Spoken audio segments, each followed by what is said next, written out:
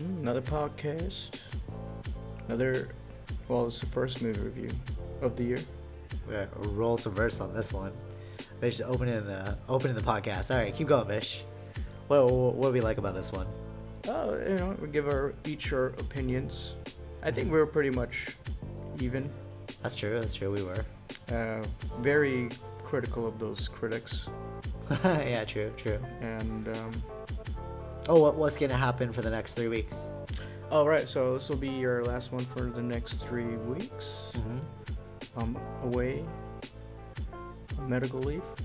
I'm just kidding. It's a religious sabbatical. Oh my God! God. Like to call it. No, it's just vacay. Visit the temples. It's called a vacay. Vacay. All right, true. Yeah, well needed from this winter. So what can they do in the meantime?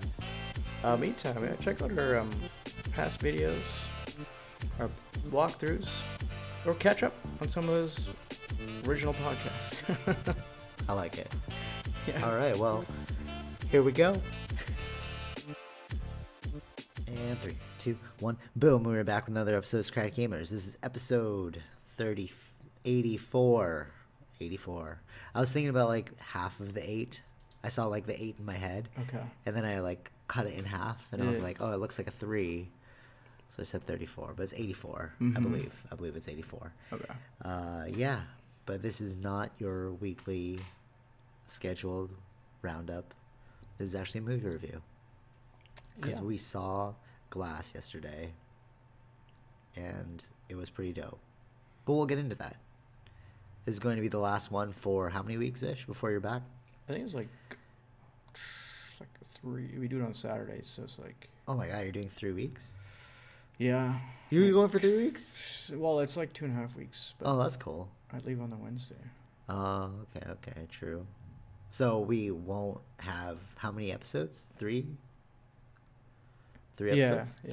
2 episodes? 3 episodes. 3 Saturdays. But what you can look forward to is, you can go back and you can watch a bunch of walkthroughs. Our GTA 5 one was us. It was really long. It's long. It's like 20 episodes. It's crazy long. Each one was like an hour plus. But yeah, if you miss us, you can go watch that in the time being. But look forward to Vish recapping how cool India is when he gets back. All right. He does this yearly pilgrimage where he visits all the temples and he renounces everything that is not his faith. This is such a lie. He's a very ascetic Hindu. Okay. And he follows the right path of Ganesh. Okay. Yeah. This is all a lie. I follow the path of Shiva, the death dealer. So you're my son? Yes. You are my father. Yes. Okay. Wait, I thought Ganesh, Shiva's not the father? No, he is. Yeah, so you're my son. What? No. Explain it to me.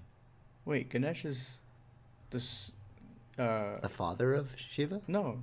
He's the son. And I said I follow the path of Shiva. So you said oh yeah. Yeah, so I got that flipped around. Yeah, exactly. Yeah. Shiva's the powerful one. All right, anyways, this is not a religious or a mystical podcast. This is actually a movie review. So we're going to jump back into it. I got lost there. Yeah, I did too. All right, so movie review. Glass. What did you think? Rate it. So we're going to rate it, talk about it, rate it again, because sometimes we sway each other's opinions. That often happens in my favor, but not. It doesn't really happen to Vish, but yeah. All right, so what are you gonna give it? 8. Nice. Oh, okay, so we're pretty close on this one. I gave it an 8.2. Okay. Yeah. Why did I not give it an 8 and an 8.2? Because I felt like it constituted just a little bit higher than an 8. It was good. So what did you think about it? Oh man, I thought it was critics were so wrong on this one. Really, eh?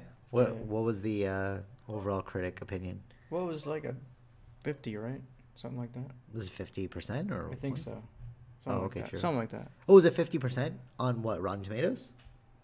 It's a good question. We'll find out. Was it IMDb? I trust IMDb. Well, IMDb is Rotten Tomatoes gives you both, right? True. So that's I like to read the user reviews on it. Arcevish is currently pulling it up. It is worse than 50. Oh, really? Oh. It's 36%. Ooh.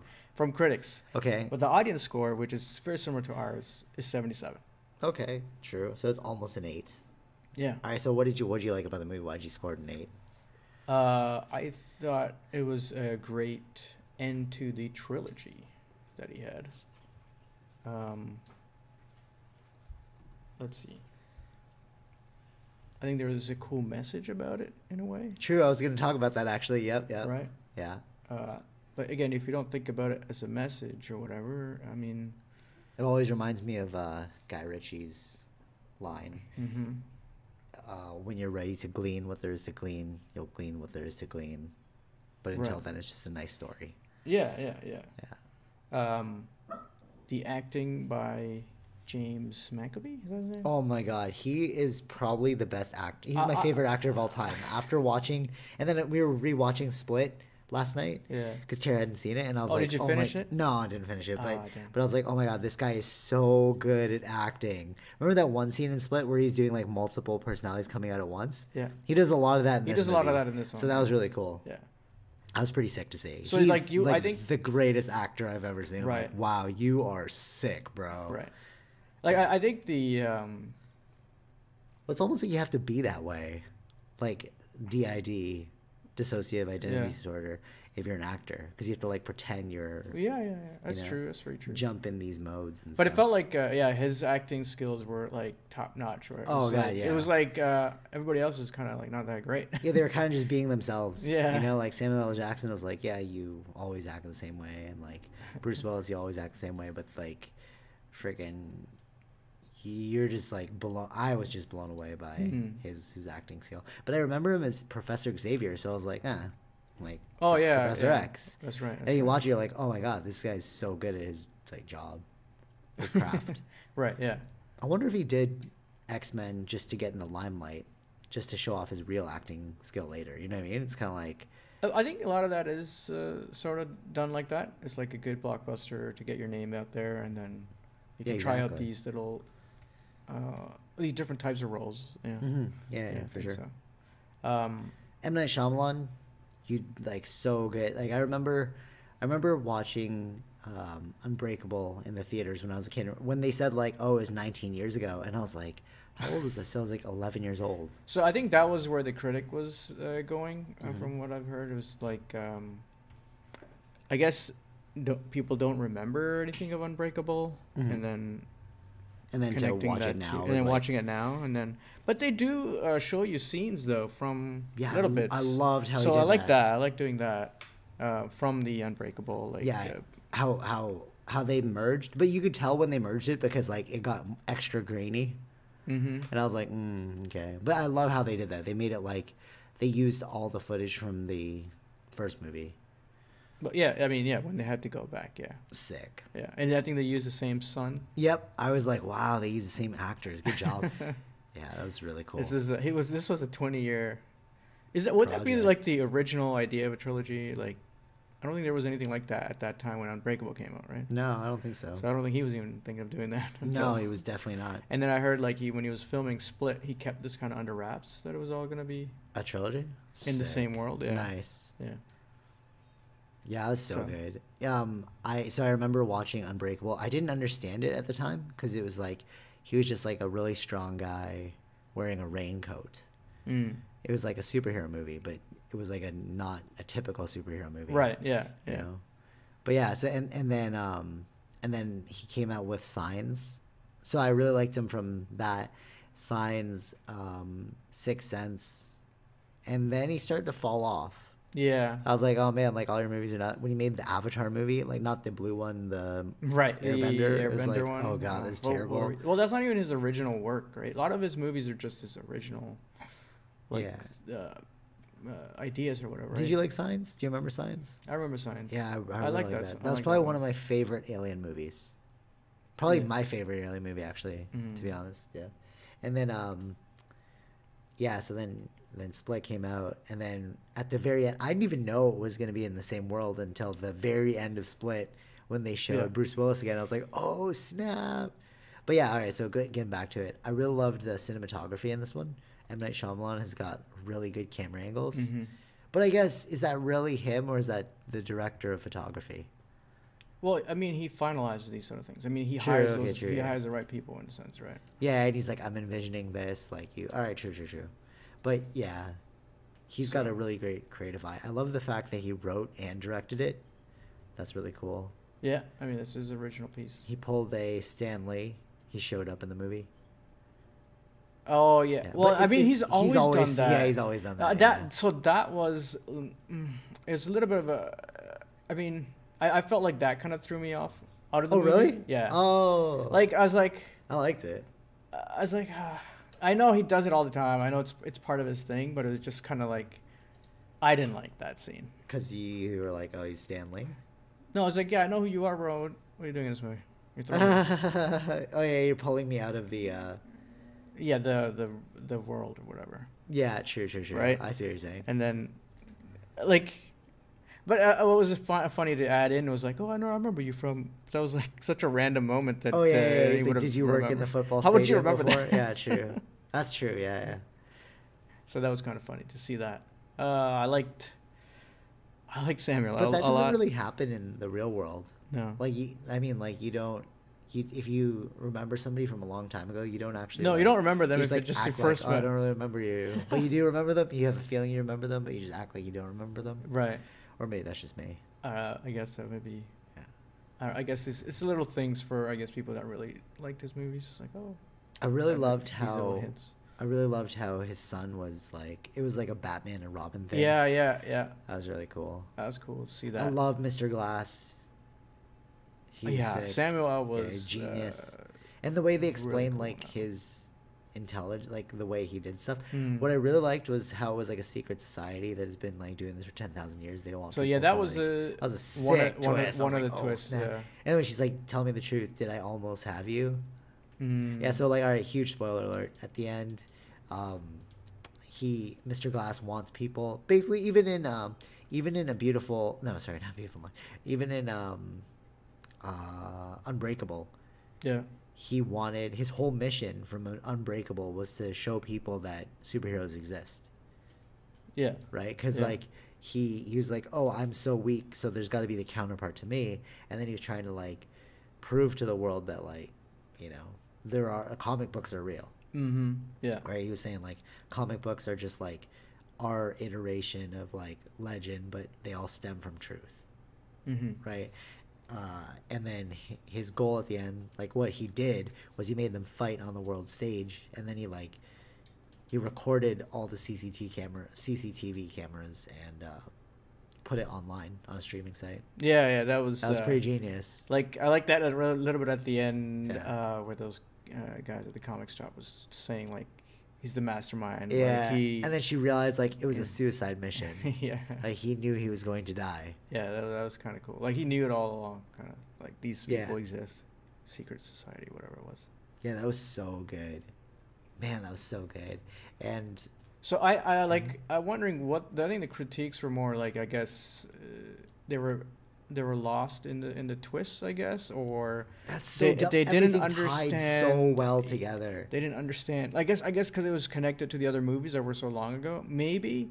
But I didn't feel like that. I remember I was, even though I haven't watched it for a long time, Unbreakable. I remember like the train scene. Like that's like a pretty prominent scene to know like what happened there. Yeah, for sure. And then, I guess. I don't know. I was easy to follow through with the twists. Like I like how they tied it together. How it was like they're both on the exact same train. The father, so he ended up creating both. Right. Mr. Glass ended up creating both the hero and the villain. That was sick. Mm-hmm. But what it really got me thinking, I think the final message of the movie was like, what we're all superhuman in our own ways. Like when he had that scene when he's like, oh, science will always. Mm-hmm. Explain away these supernatural things, but it doesn't mean that they're not supernatural. It's just you just have a reasoning behind it now. Right. It doesn't mean they're not special. And then it made me think of like what he was trying to do was inspire the world, and I kind of felt that same way. And it made me think of like different people. Like I just saw Free Solo, and I was like, how did this guy climb the El Capitan without a rope? Yeah. Right. And then one would call him superhuman. Right. Right. I was watching the behind the scenes Like it was like a documentary talk on with the guy who climbed El Capitan, and then he was in Chad or something, like some different country, and they're like technologically not advanced there, and then they saw him climbing, and then they're all shouting, and then he's like, oh, what are they shouting? And they're like, oh, they believe he's a witch. And it's like, yeah, of course, like if you don't have the science to explain it away, you're gonna think it's supernatural, right? And just like Mr. Glass was saying, it's like, yeah, just because the science says there's an explanation doesn't mean it's not special still, right? Yeah. And it was like he was trying to tell people like we are special, and I like that about him. He was like the anti-hero. Yeah, he becomes. Yeah, it's very interesting. Yeah, as a villain that he is, but he becomes like the message change. Like the beacon of change. Yeah, exactly. Yeah. To like aspire for more and stuff. Yeah, I really like that. That was a cool message. Like even though you're like, oh, he's the evil villain, it's like at the end you want to believe as well. When they're in the train station, they were watching everyone get inspired by what they saw. It's like, yeah, man, like that's the gift. Yeah. And then the people who want to keep the secret society, who want to keep it like all status quo. Right. That's kind of like an analogy to our society right now. You know, it's like keep them in chains or whatever. And we can control them. Oh yeah. You know what I mean? Like. Yeah, that was the twist that I liked. Yeah, at the end there. Yeah, it was the secret society team. And then those are the true bad guys. And then it was cool how he's like this wasn't a. She's like, oh, you never told me about the special edition ending or whatever. And he's like, this wasn't a special edition. This was origin story. And it made all right. So, that's what again was a little twist. Like, oh, what does that mean? So I honestly think that. There's going to be more. Like this is just the beginning of the whole series. Yeah, I think. Okay. But you differ on this. You think it's over. I think it might be over. Yeah. Like just leave it at 3. Yeah, or it's like who are they going to battle? Yeah, who are these people? Yeah, that's what I think. That's like what you have to battle the freaking secret society now. Yeah. Yeah. Well, like, will he do it though? You know what I mean? It's like I don't know. Yeah, I don't know either. I'm like, I don't know if you will follow that story because it's like it's already really good. Let people like live on their imaginations, right? Unless you have a even better story, you know. Yeah. I don't know, but I thought it was super well done. Really 20-year-old trilogy in a sense, and then I really like. It reminded me of that Ethan Hawke movie. I haven't seen it, but they filmed the movie over 7 years. Ethan Hawke movie? Yeah, it was like I was watching one of his. Oh, I see. The one like following through the kid. Yeah. Oh yeah. It's like the tale of a childhood, and like they actually filmed it over 7 years. Right. That was kind of cool. But yeah, I love that they use the same actors in this one because it made it feel more real. You know. Yeah, I thought it was. Did you feel bad for Mr. Glass? At the end, or like just him and his mom, like they had such a cute relationship, and they showed like Mr. Glass as like this little frail boy. Remember the? Oh yeah, those scenes. So like those scenes put him more human. Yeah, I was like, so wow, made him more human. I get why you're doing all this. Yeah, exactly. You know, and then when he's like, "Oh, I've only known pain my entire life," it's like. And then of course you'd be like this. But it just goes to show you that we're just a domino effect of choices or like our experiences. Like it's all a ripple effect in time. Right. You know what I mean? Because like he when you watch it like that, you get why people become the way they are. It's like because that was also a sped up version, right? We saw his childhood and then we jumped to present and you're like, oh, of course you're going to be like this. But it's like when I watched the videos I made of myself, right? I'm like, oh yeah, of course that kid in that video is going to be me today. Yeah. You see the choices that led up to this and like the mindset mentality, right? But we don't think of ourselves as like a movie played in fast motion. No. You know? Yeah. That's true. Like there's nothing in that movie where I was like, oh, they wouldn't act like this. Even like the James McAvoy, whatever his name is, like the amazing actor, when they're talking about how he's like abused as a kid, it's like, of course you're going to become like this as well. And then they were saying like, what's your origin story to Bruce Willis, remember? And he was like, he was weak, like he was being drowned in the pool. Yeah, So that was like I was wondering, like, that's why you are weak. Yeah. But like I don't think they said that in Unbreakable. They never showed that scene. I don't think so. Being drowned. I don't remember that. I don't remember that either. But when they showed it here, it's like, yeah, that is why you psychologically break down, even though you have a superpower of being invincible. Right. Yeah, it's like how does magic affect Superman? But just because it doesn't work in his reality, like I don't know. Like it's a dumb thing to be. Yeah. Yeah, I see what you're saying. It's like a dumb thing to be weak to, but. Yeah, But maybe it's some psychological thing. Yeah, I get what you're saying. Yeah. Right. Which is interesting. That's a cool way to play. It's like, if you're so invincible, how come water's your kryptonite? Oh, because you had a traumatic incident when you were a kid. Right. You know? Yeah. It's like if I had superpowers and then somebody brought a needle and I'm like, oh my God, no, I can't do it anymore. You know, like, but you're so strong. You know, like, I often get this because, like, being black belt and stuff, like, oh, but you're a black belt. How come you're afraid of needles? And it's like, yeah, but you don't get it, though, because I've had traumas of needles as a kid. Right. So it's just like this guy with his like, but you're invincible. How can you be afraid of water? It's because he's had trauma. Again, ripples in time. You know, one thing will lead to other things, and I think that's why you should always be mindful of, you know, your actions, because you never know where they're going to lead to other people. Right. All actions have consequences. Whoops. All actions have consequences, and I think that's another cool part of the movie too, because like he put it out into the world that there's superhumans out there, you know, and that was his ripple effect in time. He's like, this will affect somebody's life. He's creating multiple origin stories, just like how he created Bruce Willis's character and James McAvoy's character. You know what I mean? Like he created them, and now he's trying to create more of them. Yes.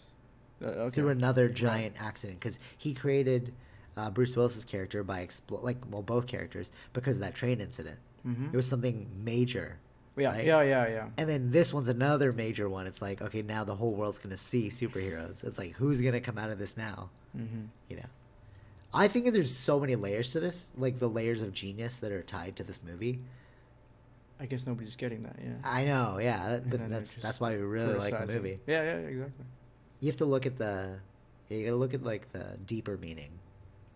I think it's like the moral message, like those old stories. Yeah, for sure. It's like at the end of the story, it's like that's why I can say story. That's why. So like, all right, so again, it's no secret. My favorite director is Guy Ritchie, and when I saw the interview, when he's like a true storyteller, like there's levels to all stories, and he's going so deep into it, and Joe Rogan's like, how do you know people aren't just gonna like watch a cool movie, right? And he's like, but I'm a storyteller. It's my job to tell stories, right? And to look at the origin story, like why is this story special? And I can safely say that like M. Night Shyamalan is a storyteller. Yeah. Because it's like he wasn't just telling you, because like, you know those like stupid movies where there's no lesson, and you're just like, okay, it's a dumb movie. Yeah. You know. Yeah. But this was like an entertaining movie with a deep message. There's layers to it. It's like a Disney movie. Yeah. You know, 'cause Disney movies have the same thing.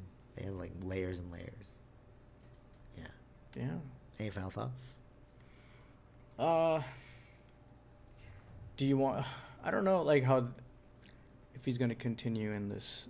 Like, I do want to see more. I just don't know if I want to see more. I don't torn. Know how you can I'm torn. Go into telling more. I want to see more, but I don't want you to F up the series. You know, it's like, it's so good the way it is right now. Like, because if you add more, because it's crap. Right, because at the end, it's like those, one with the clover or whatever. Those. Who are those people? Who are those people? Yeah. Right? They said 10,000 years they've been doing this. Exactly. Who are these people? Yeah, exactly. So either you go into explaining who these people are, or like a different story, but then you relate it to this world in a sense. That would be kind of cool if they do like another split. Yeah. Where it's like, it's a whole different story. You think it's a whole different story, and then like boom, it's all part of this world. Yeah. Did you notice it's so funny because like now they've been getting tattoos. I've been like fixating on people's tattoos. I'm like, oh, I wonder what I can get next, you know? And like, so the male nurse in that movie, he had a tattoo on his inner forearm. I didn't even notice that. Yeah, that's what I'm saying. So I was like, ooh, what's that tattoo, right? Does it have any significance or like, blah, blah, because I'm like, oh, looking at this, like the subtleties. And I'm pretty sure it's the same tattoo that they all had. The 3-leaf clover. Oh. Yeah, the male nurse, he had the tattoo on his inner forearm. It was small, and I was like, oh, I wonder why you got that small tattoo. What does that mean to you? Blah blah blah. Right? Like, what's the story behind it? And then like seeing it. As it came out. No, at the end when they showed. So when they showed the sniper with the 3-leaf clover, I was like, oh, did he survive? I thought he died. Like, what? And then they all had the tattoo. I'm like, oh, they were alluding to it the entire time with this male nurse. Yeah, oh yeah. That's what a lot of movies do. That's what I'm saying. Yeah, I was like, you watch it again, it's sick. like, oh, he had it the whole time. Yeah, you just didn't know. Yeah. But because I'm fixating on tattoos, I started look at them like, oh, why is that there? And then and then I saw everyone with the same tattoo. I'm like, oh, cool. Yeah, this was okay. There's one scene I will criticize. Well, not criticize. More like what was like really. You're bored? Like what? No, not bored. Not bored. When they were drowning, Bruce Willis's character. When he was old or young? No. Oh, yeah, when he was older. Like when they killed him off. Oh, okay, yeah. Like, that's like way out in the open, or nobody gonna stop us.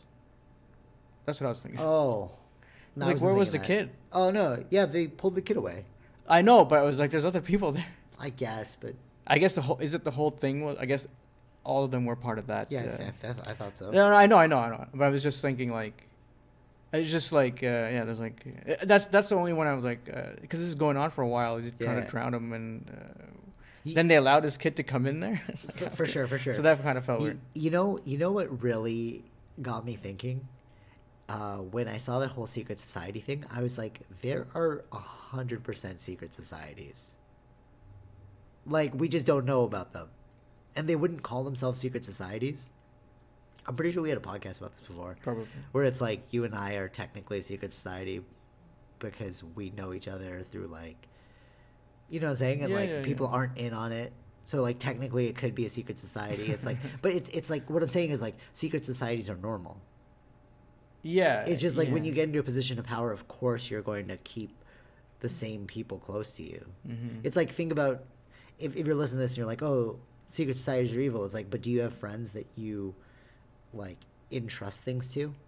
Yeah, right? So it's the same thing with secret societies. If they have all this money, of course they're going to share that money to their friends, and they're like, okay, well, what else can we do? What else can we do? You know? Yeah. Mm-hmm. Right. Like, all right, so I'm reading this like religion book right now. Mm-hmm. It's called How the World Works, and they just go into like different religions. But what they're saying is, at the time, you know, there's a lot of anti-Semitism about like Jews ruling the world. Yeah. Right. And then I was like, oh, like where would they get that from? I don't understand. And then reading about it, they were persecuted for such a long time. The only job that they could get, because they weren't allowed to get other jobs, in ancient times. Yeah. Like they were like a persecuted race, which is very weird. They've been persecuted forever, right? And they're saying that the only job that they could turn to is money lending. Mm-hmm. Or lendering or something. Yeah, okay. So like they would give you money, and then they would charge you interest. Mm-hmm. But that was seen as like a negative profession because they didn't believe you should charge interest. But it's like, okay, so you were technically the first bank. Like, look at it this way. You're a bank. So it's like, yeah, banks rule through money, and look how much banks now rule everything. Mm-hmm. Credits through bank, everything's bank related, right? So it's like, yeah, of course you'll come to the assumption that they're ruling the world secretly. Maybe they are, who knows, you know? But like over time, if you've built a castle with a strong foundation, you know what I mean? Of course you can build upon it more and more. Yeah. Dog wants that toy so bad. Yeah. All right, but yeah. So yeah. Secret societies, they're 100% real. They just wouldn't call themselves secret societies, I'm sure. But I mean, I think this is a bad connotation to that secret societies. Just the word itself, like that.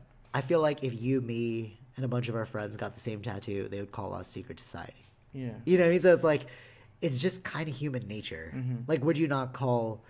I just don't think they're like. I think what people think nefarious. Of they're not as nefarious as people. Yeah, think. I just think people think that they're like, when you use that kind of word, it's like, oh, they're controlling everything. Yeah, I don't think they're. I think they have power controls, but I don't think they're controlling everything. Yeah, because there's so many things involved, right? Exactly. I don't think it's possible to control everything. Yeah. Yeah. And like how they talk about like Saudi Arabia having lots of money. Of course, there's gonna be secret societies there, but like they have secret parties. Like they would have influence because they have a lot of money. Yeah, that's what I'm saying. So it's like it's not outright nefarious. It's like, well, what are you gonna do with the powers you're given? Yeah. You know what I mean? Like if so, because people who go to university are educated, and people that don't go to university, like they go to like high school or they don't even finish high school. It's like, oh, they're uneducated. So are they not a part of your secret society of college goers and university goers? We're all just given different hands. So it's like, I shouldn't use my intelligence. Right. I shouldn't use my money. I shouldn't use my influence. Like, of course you're going to. You're just given. I feel like it's encapsulated in this quote. Like, we're all dealt a hand of cards that we can't really change, but we play life's game according to the hand that we're dealt. Yeah. Like it's like poker. Yeah. We're all given these like, like cards in a poker game, and it's like, okay, can you bluff your way out? Can you like create alliances and stuff? It's like life. Right. Yeah. Just play to the rules of the game you're given. Yeah. So final score. I'm gonna stick to the 8. I'm gonna give it a 9. I jumped up higher just through this conversation. I knew it was gonna happen. I was like, because I was like on the fence. I was like at 8.2, and I was like, but I could be swayed higher or lower. But after talking about it, like, no, it's definitely a must see. Would you say it's a must see? Yeah, and if you haven't seen the other ones, I think you should see those. Oh yeah, for sure. You should definitely Unbreakable and Split, and then you watch this one. Yeah, such a great. M. Night Shyamalan is a legend for this three-part series. I guess, yeah. So it's interesting. Yeah, I mean, all those movies are named after those 3 characters. Yeah. Yeah. Yeah. And like Glass finally got his. Yeah, yeah. This was about him. Yeah, that's why I knew it was gonna be a trilogy, like, cause like. No, I know. It was interesting to see that. Oh, it's Unbreakable for Bruce Willis. I don't even know what's his name. Joseph Dunn, John Dunn. Yeah. Dunn something like that. And then Split. Yeah. And then I love how they gave him the most basic name ever, like Joseph Dunn or something. Yeah, I guess they try to make him super normal. Yeah. Maybe do it like the John Doe's, like anyone. Yeah, exactly. Something like that. Yeah, so definitely go check out this movie.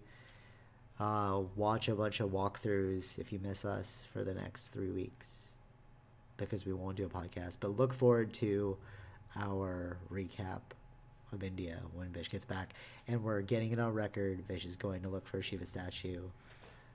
We said that last time too. We did say it. You couldn't find it. No. But now we're gonna look again. I guess. Yeah, if you find a Shiva statue. I told you, right? Yeah. Not many people. You can find more Buddha statues. Which is kind of weird. But yeah, that's odd. But I guess it's like those. It became like a huge trinket piece, I guess. Yeah. That China just makes over and over and over. So it's easy to sell those. It's weird. The more I read about like all this stuff, like I find my tolerance getting really high. For what? For people. Oh, okay. So like I was in line, and this person ahead of me was like getting really upset, but I don't want to like out who they are, but I was in line at a coffee shop, and the person in front of me, I knew them, but they didn't know I was there, and then they were getting really upset. Apparently, I wasn't really paying attention, but they were getting upset over like something menial, like, oh, they didn't have the item that I wanted. Mm-hmm. Right, but this person I knew they practiced yoga. Okay. So I was like, okay, like you should be more tolerant then. Mm-hmm. And I realized like, but then like they're like they always like commend me for being like patient and stuff. But I'm like, I'm patient because I know that whatever it is you're believing in that's irritating is like irritating you. Mm-hmm. Because I started gotten this like, oh, you're very patient. I'm like, yeah, to your things. Because I don't care enough about those things. Mm-hmm. But, like, I'm very impatient about things that I want. Right. But understanding this, it's like, okay, so you're just being impatient right now. Mm-hmm. I feel like the more we educate ourselves, the more tolerance we build for the world. Right. You know? And, like, and I feel like, yeah. I was going somewhere. I don't know. You know what I mean? Because, yeah. What happened? No, I don't know. It was going to relate back somehow, but I couldn't remember where I was going because I was like so wrapped in that story. Okay. But, yeah, educate yourself. These are our social narratives. So, like, like religion, because we were just talking about religion. And I find that the more you educate yourself on, like, religious things, you realize that they're just stories that we're telling ourselves. you know, like, because it's like, oh, God's real, you know, like the image of God, like somebody in the sky, right? We'll never know if that's true or not, right? You know, the argument's always like, well, you'll never know. You're right. I will never know. But what I do know is that if I'm not thinking about it, then he's not real. Okay. But he's not in my head. Yeah, the only time he becomes real is when I have to think about him to make him real, right? So that, by default, means that he's not real to me. Okay. Because I don't require to have to think about him.